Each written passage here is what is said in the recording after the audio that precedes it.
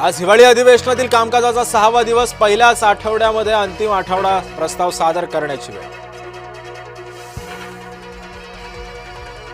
मुंबई विदर्भापासून तोडण्याचा प्रयत्न सुरू, मराठी माणूस महाराष्ट्राचे तुकडे पडू देणार नाही म्हणत संजय राऊतांचा बावनकुळे आणि भाजपवर हल्लाबोल।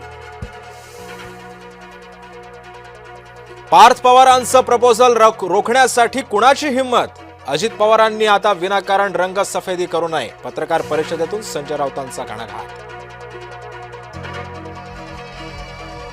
व्यवहार होत असताना अधिकाऱ्यांनी कागदपत्र तपासणं गरजेचं होतं, वेळीच कारवाई केली असती तर पुढचा प्रकार टळला असता, अजित पवारांचं अमेडियाबाबत मोठं वक्तव्य।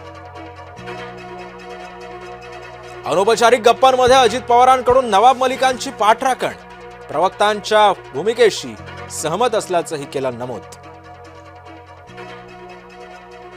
महायुतीचं एकत्रित लढायचं ठरलं, मात्र जागा वाटप अद्यापही अनिश्चित, महापौर कुणाचा, इतर पदांबाबतही अद्याप संभ्रम, सूत्रांची माहिती।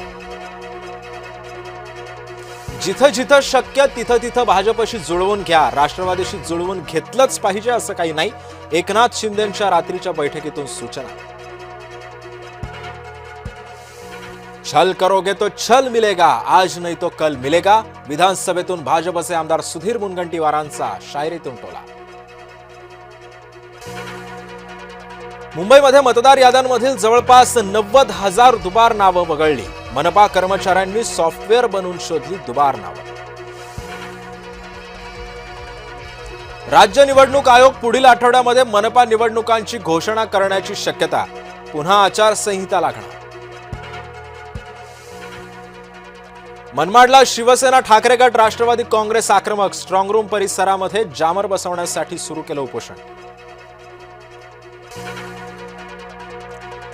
दर दिवशी 4 ते 5 मुली मुंबईमधून होत आहेत बेपत्ता, गेल्या 10 महिन्यांमध्ये गुन्ह्यांचा आकडा 1187 पार। मुलं बेपत्ता प्रकरणी मनसे अध्यक्ष राज ठाकरेंचं थेट मुख्यमंत्र्यांनाच पत्र, सरकार काय कारवाई करतंय, केला सवाल।